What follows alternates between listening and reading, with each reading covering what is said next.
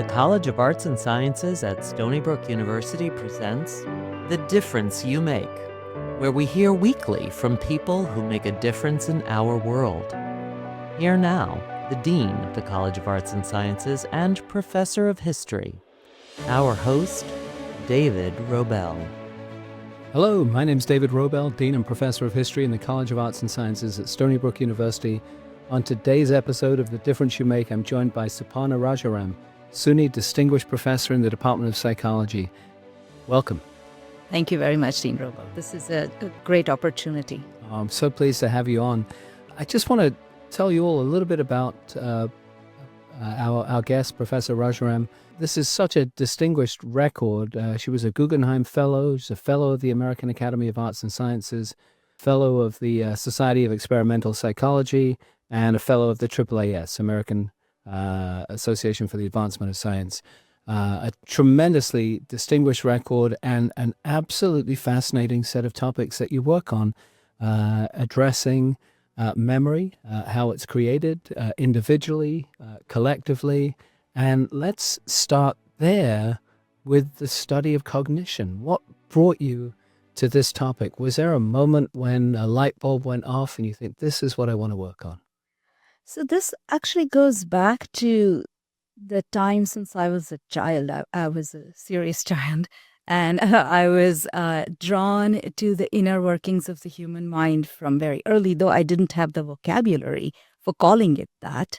And so I read serious fiction even as I was in middle school. I read it in Hindi at that time, but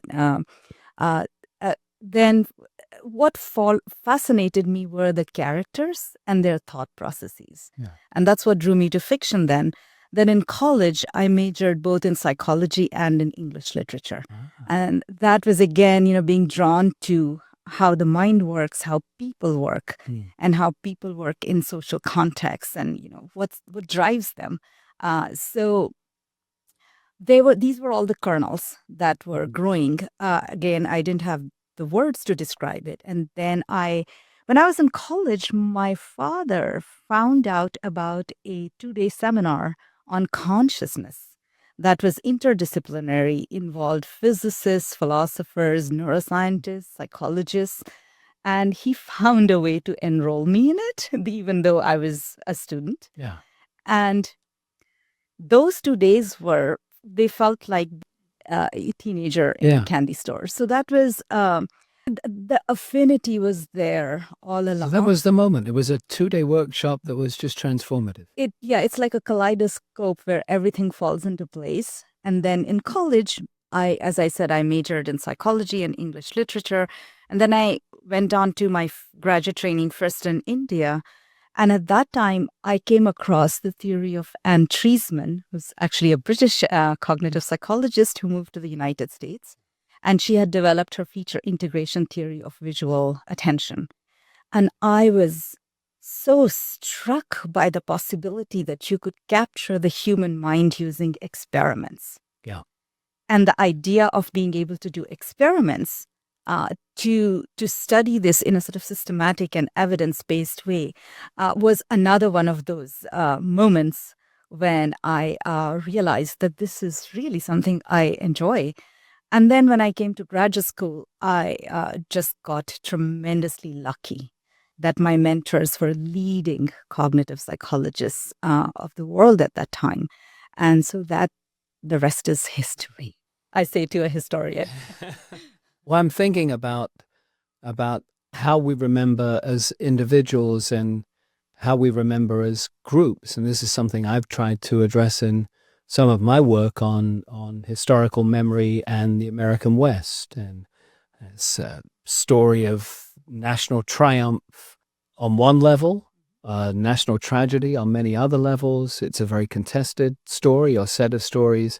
And how it's remembered is an absolute key to the process by which later generations are going to connect with that set of stories. So I wonder if you could speak for a moment or two about the study of group memory, group collective memory, and how those memories form and how maybe they don't always form in direct relation to, direct causal relation to the actual events being remembered? This is such a great point of connection that we have between your interests and expertise and the interests I have. So I come from the tradition where we are sort of developing cognitive theories and doing experiments to see what underlying mechanisms are shaping memory.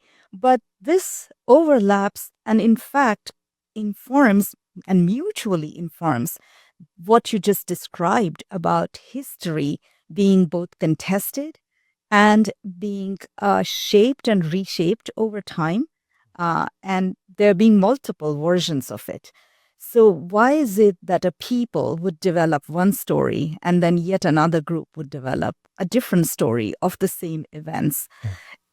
Some of these are oral traditions, what's passed down orally, but even written traditions can be written from so many different perspectives. And if I take a cognitive perspective, it would be that sometimes we leave out some important details, and eventually when they're left out over and over again, they're forgotten. Sometimes we repeat certain events, certain other details, and over time, those get reinforced, even though those details might not have been that central to the actual occurrences and episodes. And sometimes we embellish or insert details that seem plausible, but were never a part of the event. Is it possible? I wonder about that. The story of the person going fishing and the size of the fish they caught gets bigger every year they retell the story. I wonder, with some of those instances, do people reconstruct their stories and then over time, some of those details that they may have added, they've forgotten that they added? Maybe it's less akin to sort of trying to deceive people, and people actually buy into the reality of the memory they've reconstructed. That is actually a big part of the process. We are constantly constructing our personal narratives. We are constructing collective narratives. And we want to tell a good story. We want to tell a good story about ourselves. And so when the fish becomes bigger, it's something that we wished had actually happened, and over time, that's part of our memory. So it's the memory of the narration rather than memory of the event. And we know that memory is notoriously fragile. And it's a good thing that we forget. I mean, we cannot possibly carry everything that impinges upon us. It's very functionally important to not remember very painful things. It is functionally important to have good views of ourselves and our friends, our family, our nation. These are all very adaptive mechanisms. And so what may be an embellished narration can and does indeed become what people believe is a truthful rendition of that event. Yeah, I love that phrase, memory of the narration rather than memory of the event. Correct. So thinking about the world we live in today, which seems so very different from the world that we grew up in, you reading works in literature and psychology, me reading works in history and literature, but reading narratives that were often full book-length narratives, and being used to getting our information in that sort of way with large chunks of information. And now in a more social media driven world, how does that impact memory? It seems so tremendously different from that earlier world. So let me begin with a confession. I still hold big books in my hand. As do I. But I also read a lot on the computer, on the internet. Of course, we all do. So the question is, how's that changing the way we remember things or how we even think about things? Yeah. To take a very concrete example, if we are reading a physical newspaper or a physical book, we are flipping back and forth at our own will. Mm-hmm. But if we are reading something on social media, we have less control over the information that's coming our way. Yeah. So in some sense, the source that's curating our search for information, the locus has changed from being more internal to being more external. So in some sense, we are ceding control. Yeah. And Uh, that so- can change. Right. And an author is writing for an audience, but every audience member has their particular individual response to a work of literature, for example. And we can read something differently, and we can sort of agree to disagree because we're interpreting a work of literature from our own particular perspective. That's not the way the smaller chunked expression of information in social media works, right? It's designed to impact groups of people in the same way. That's such an important point that you've just underscored, that there is more a collectivism in the way information is being curated and that we are consuming. But there's also the depth in which we would pursue something shifts as a result of it because of the onslaught of information in small sizes that we now have access to. That was much more difficult, or just not a part of the milieu, to access information in such rapid sound bites before. And that also changes how much in depth we have the time to go into something. So we're operating in a more shallow pool now, where we're processing information on thousands of different things, but we're less likely to dig deeper than we might have previously. I think our circumstances are pushing us in that direction, where we are processing large amounts of information, as you said, at a shallow level, because we have to move on to the next piece very quickly. And so clearly, we've all read sort of sayings like "you are what you attend to," and if that starts to begin our identity and cognition, that certainly has long-term implications. Yeah. So are there strategies from the scholar of cognition's perspective for us to regain the depth? I think we have to begin to see our own attentional resources as our most precious resource. Okay. So digging in a little bit deeper here on the theme of memory, explicit and implicit memory. Can you talk a little about those different kinds of remembering? What people think about when they think about memory is what we mean by explicit memory instead of in the academic language. This is sort of remembering, what we did yesterday, or when we had the last fun dinner with a friend, or when the last family wedding took place, and thinking back to those events. Right. So it's sort of like you're mentally traveling back to that time and that place and that experience. Implicit memory is something that happened in our lives that influences our thinking and our decision making and maybe our emotional state of mind. But it's not something we consciously think about. That's why I'm thinking about what I'm thinking about right now, because I had that particular experience, and that's sort of activated right now because I'm having this conversation. But it is channeling the way my current thought process is unfolding. So it is something to which we do not have conscious access.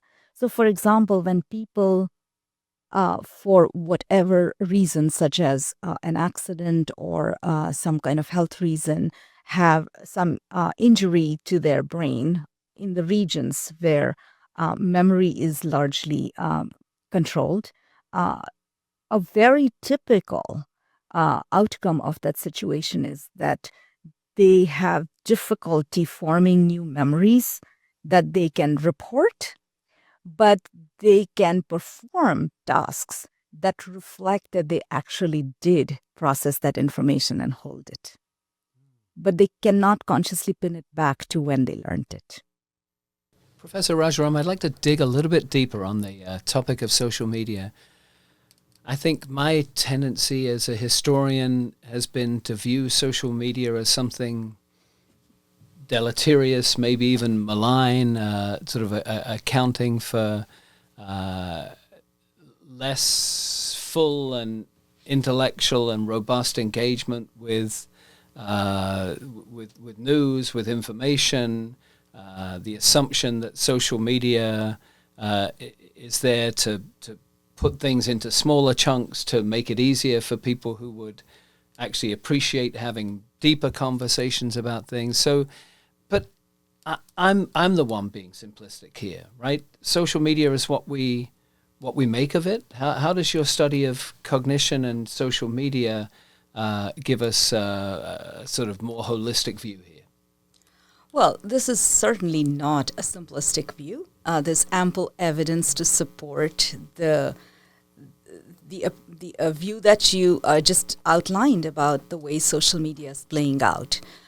But as with any new advances, including technological advances, we can see two sides to this. I think it's worth asking, why are we so drawn to social media? And that's one of the questions that's driving my group's research, led by my students, as to how much do we remember when we receive some information via microblogs versus standard official news headlines. And we have shown over and over again that even when the two sources are giving conflicting and inconsistent positions and information on the same topic, people remember microblogs better.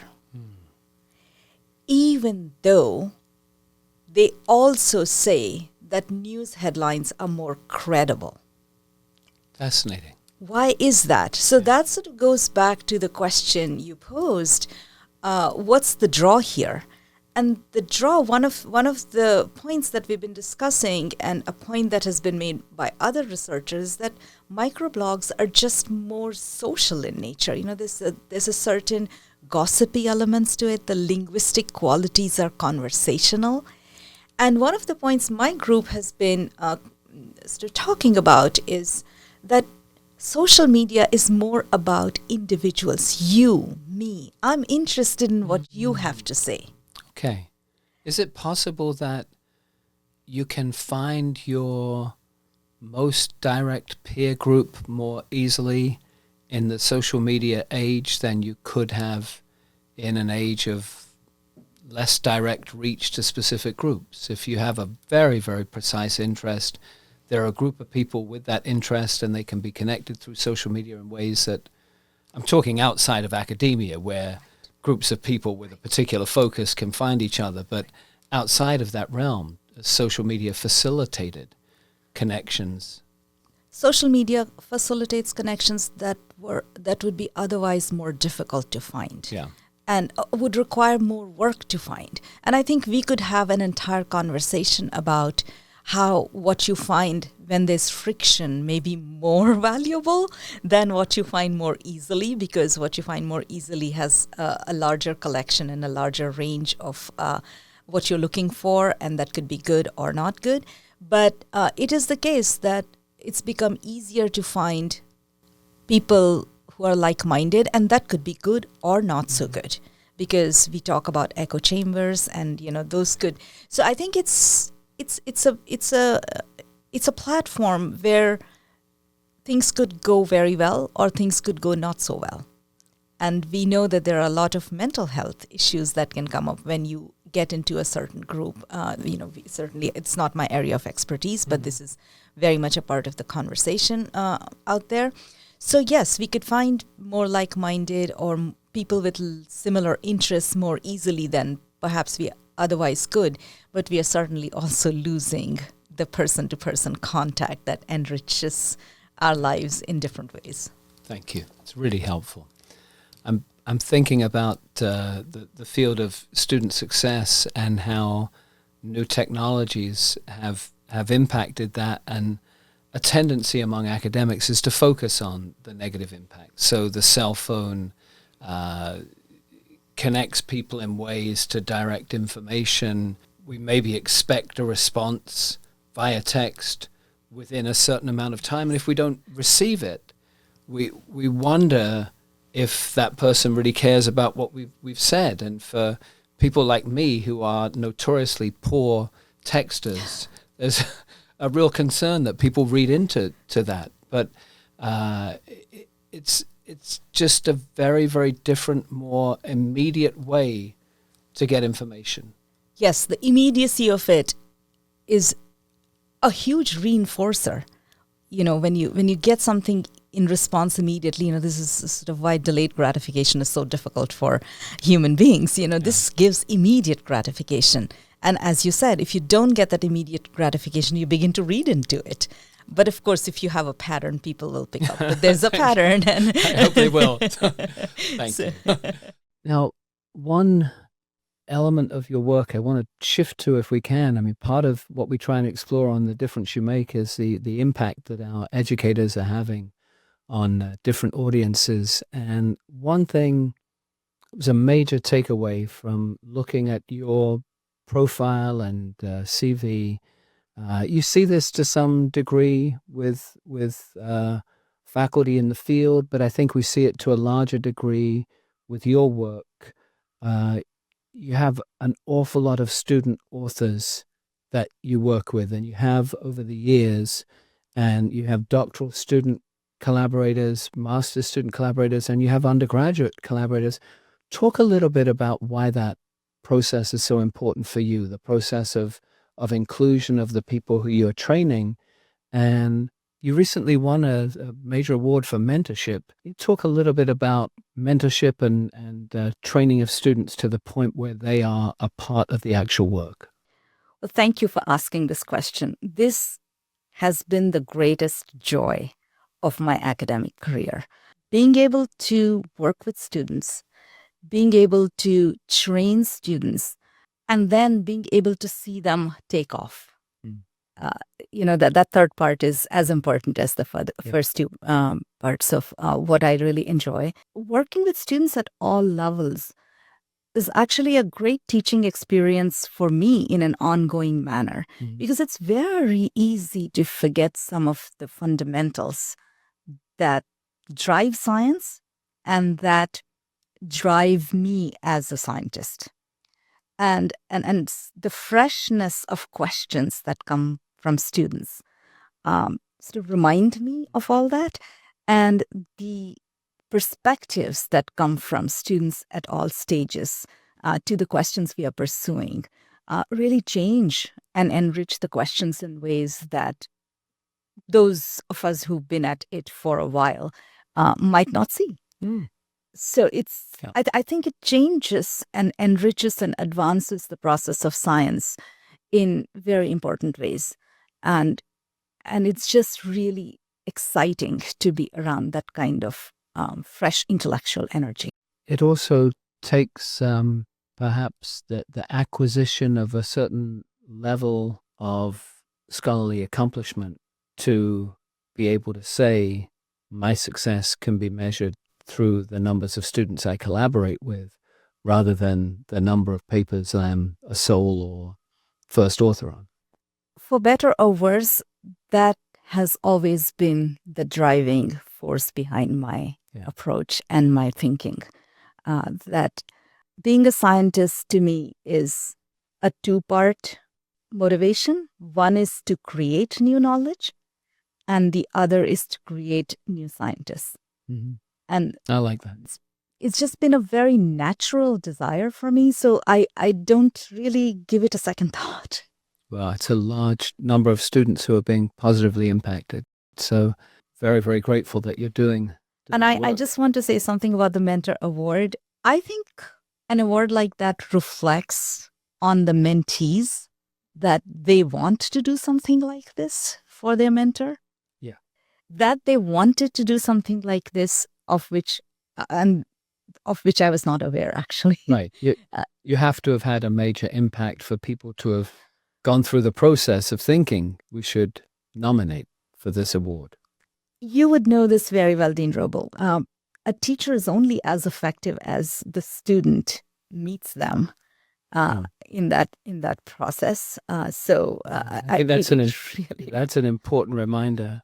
I remember at the beginning of my career as a teacher thinking that the quality of my teaching was to be measured by how good I felt about the lecture I'd just given.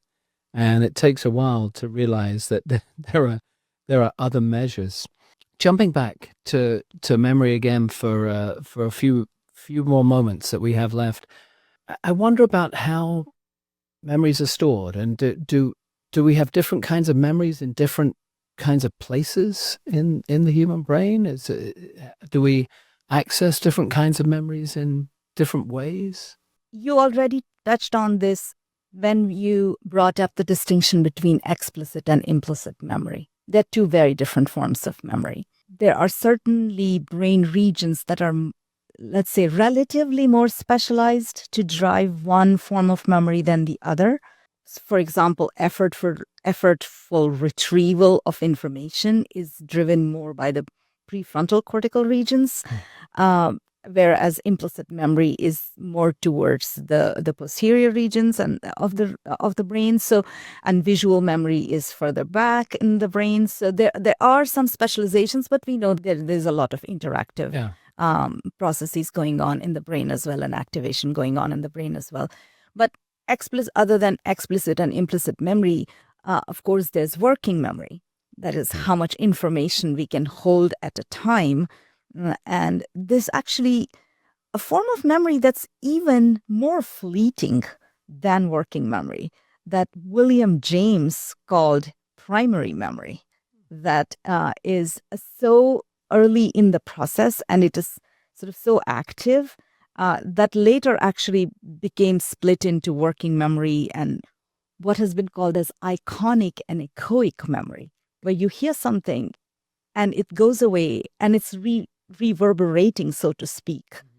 And then unless you process it, you will lose it entirely. And even if you process it, you'll keep only a fraction of it. Yeah. So that actually goes back to the question we discussed earlier about how reconstructive memory is. Mm-hmm. Well, if we are taking in only partial aspects of the information that's presented to us, just by the economical nature of our cognitive system, we are only retaining partial information that's coming our way.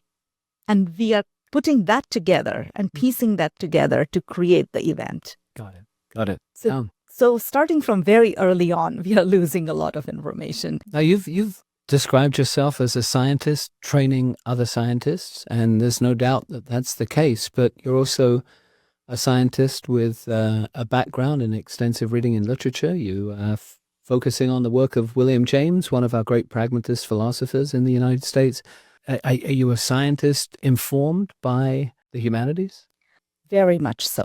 Yeah. I draw on the humanities to articulate the nature of the human condition in ways that the vocabulary of science acknowledges, but is not as focused on, because we are focused on other aspects of the scholarly pursuit or the creative pursuit, where we need to deal with experimental methodology and all of the other foundational principles of science require us to do.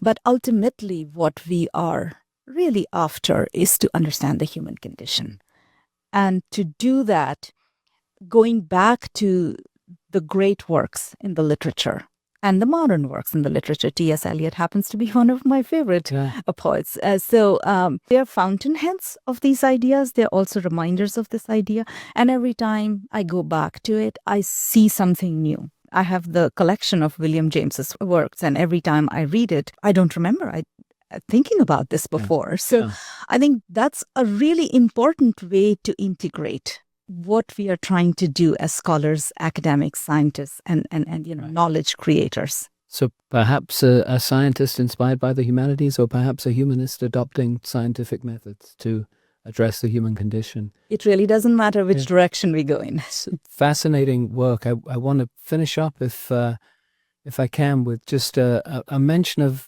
professional impact and some of the things that you've focused on in the larger profession, including a focus on trying to provide more pathways for women scientists in this field. Can you say a little about the organization that you founded?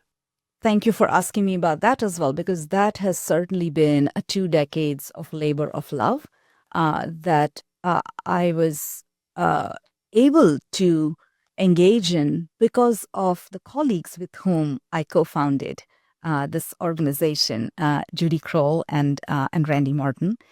Without being in a team, this is not the sort of initiative that one can take on. And so I was very fortunate to do that. And the idea was that in science, and within my discipline of psychological science, in cognition, women have really been small in numbers. And the question is, how do we address that? In part, it is by understanding why that is so, and in part by identifying solutions.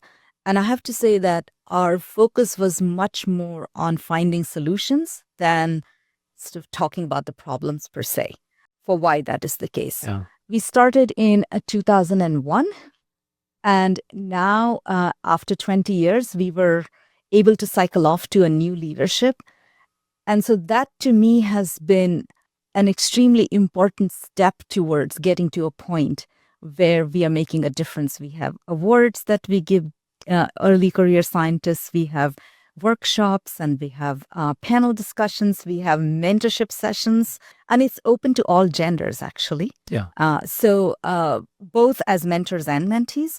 So there was a lot of work that we could do because it just felt so energizing to be able to do something about it rather than just worry about it. Fantastic. Suparna Rajaram, Professor Rajaram, thank you for your work in advancing mentorship, student authorship, our understanding of the human mind. Thanks for being a guest on The Difference You Make. It's been a delight. Thank you so much for inviting me.